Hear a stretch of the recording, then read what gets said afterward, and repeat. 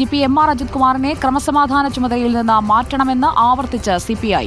MR Ajith Kumar സർക്കാരിനെ പ്രതിസന്ധിയിലാക്കിയെന്ന് CPI ദേശീയ executive അംഗം K പ്രകാശ് ബാബു വിമർശിച്ചു. നടപടിക്ക് അന്വേഷണം പൂർത്തിയാകുന്നതുവരെ കാത്തിരിക്കേണ്ടതില്ല. രാഷ്ട്രീയ തീരുമാനമാണ് ഇക്കാര്യത്തിൽ വേണ്ടതെന്നും പ്രകാശ് ബാബു പറഞ്ഞു. ADGP ആ സ്ഥാനത്ത് തുടരാൻ പാടില്ല എന്നുള്ളതുകൊണ്ടാണല്ലോ വീണ്ടും അത് എഴുതേണ്ടി വന്നത്. അല്ല, DGPയുടെ അന്വേഷണത്തിൻ്റെ ആവശ്യം ഇക്കാര്യത്തിലില്ല. അതുകൊണ്ടാണ് ഞാൻ ആ ലേഖനത്തിൽ അത് ക്ലാരിഫൈ ചെയ്തത്. ഏതെങ്കിലും ഒരു തെറ്റ് ചെയ്യുകയോ കുറ്റം ചെയ്യുകയോ ചെയ്ത ആളിൻ്റെ പേരിലാണ് അന്വേഷണം. ഇത് തെറ്റോ കുറ്റമോ ഒന്നുള്ളതല്ല. ലെഫ്റ്റ് പൊളിറ്റിക്സിൻ്റെ പ്രഖ്യാപിതമായ നയത്തിൽ നിന്ന് രാഷ്ട്രീയ പാർട്ടികൾ മാറിയിട്ടില്ല. ആ രാഷ്ട്രീയ പാർട്ടികൾ നയിക്കുന്ന ഗവൺമെൻറ്റിലെ ഒരു ഉദ്യോഗസ്ഥൻ അങ്ങനെ രഹസ്യമായി സംഭാഷണം നടത്തിയെന്ന് പറഞ്ഞാൽ അത് ജനങ്ങളിൽ ആശങ്കയുണ്ടാക്കും. അത് ഞങ്ങളുടെ ഒരു പ്രഖ്യാപിതമായ നിലപാടാണ്. ഞങ്ങളുടെ നിലപാട് ആവർത്തിച്ചു എന്ന് മാത്രമേ. ഇടതുപക്ഷത്തിൻ്റെ നയങ്ങളിൽ നിന്ന് അങ്ങനെ മാറാൻ പാടില്ല എന്നുള്ളതുകൊണ്ടാണ് അത് ഓർമ്മപ്പെടുത്തിയത്. ADGPക്കെതിരായ ജനയുഗത്തിലെ ലേഖനത്തെ പിന്തുണച്ച് LDF കൺവീനർ TP രാമകൃഷ്ണൻ രംഗത്തെത്തി. ADGP RSS നേതാക്കളെ കണ്ടത് എന്തിനെന്ന് ജനങ്ങൾക്ക് അറിയണമെന്ന് TP രാമകൃഷ്ണൻ റിപ്പോർട്ടറിനോട് പറഞ്ഞു. എന്നാൽ നടപടിയെടുക്കേണ്ടത് സർക്കാരാണെന്നും TP രാമകൃഷ്ണൻ. പ്രകാശ് ബാബു പറഞ്ഞതിൽ തെറ്റില്ല എന്നാണ് എൻ്റെ അഭിപ്രായം. കാരണം ഞാനും അത് വ്യക്തമാക്കിയിട്ടുണ്ട്. ആരെങ്കിലും കണ്ടോ എന്നുള്ളതല്ല പ്രധാനപ്പെട്ട പ്രശ്നം, എന്തിന് കണ്ട് എന്നുള്ളതാണ് പരിശോധിക്കേണ്ടത്. അപ്പം ADGP RSS നേതാക്കന്മാരെ കണ്ടിട്ടുണ്ടെങ്കിൽ അത് എന്തിന് കണ്ടു എന്നുള്ളതാണ് പരിശോധിക്കേണ്ട വിഷയം. തീർച്ചയായും അത് സർക്കാർ പരിശോധിക്കും എന്ന് തന്നെയാണ് ഞാൻ വിശ്വസിക്കുന്നത്. അതിൻ്റെ ആ അഭിപ്രായം തന്നെയാണ് പ്രകാശ് ബാബു മുന്നോട്ട് വെച്ചിട്ടുള്ളത്. അതിൽ തെറ്റില്ല എന്നാണ് എൻ്റെ അഭിപ്രായം. CPI ഒരു പാർട്ടിയാണ്. ആ പാർട്ടിയുടെ സ്വതന്ത്രമായ നിലപാട് സ്വാഭാവികമായിട്ടും ആ പാർട്ടി ഉയർത്തും.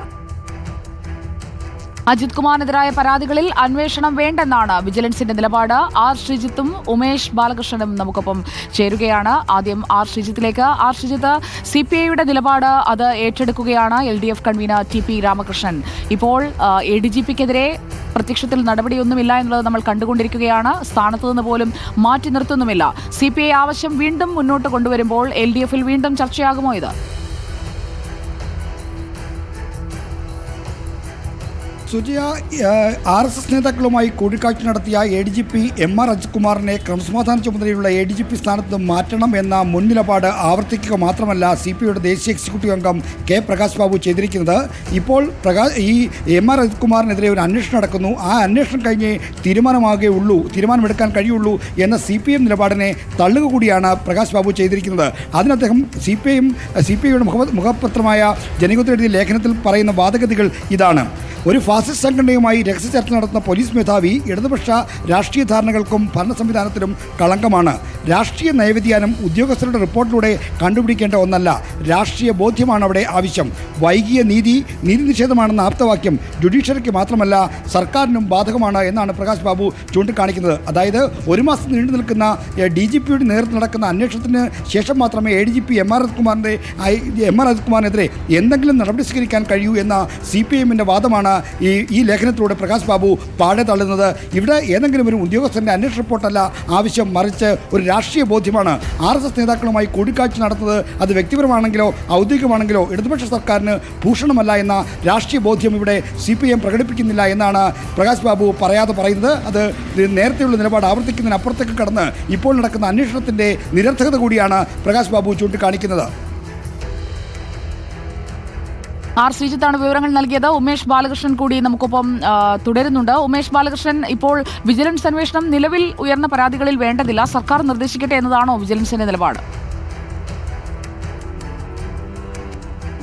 അതായത് MR അജിത് കുമാറിൻ്റെ അനധികൃത സ്വത്തുസമ്പാദനവുമായി ബന്ധപ്പെട്ട് പല പരാതികൾ വിവിധ പൊതുസംഘടനകളടക്കം പൊതുപ്രവർത്തകരടക്കമുള്ളവർ നേരെ വിജിലൻസിന് നൽകിയിരുന്നു. അത്തരം പരാതികളിൽ വിജിലൻസ് നേരിട്ട് കേസ് അന്വേഷണം നടത്തേണ്ടതില്ല, കേസ് രജിസ്റ്റർ ചെയ്ത് ക്വിക്ക് വെരിഫിക്കേഷനിലോ പോകേണ്ടതില്ല.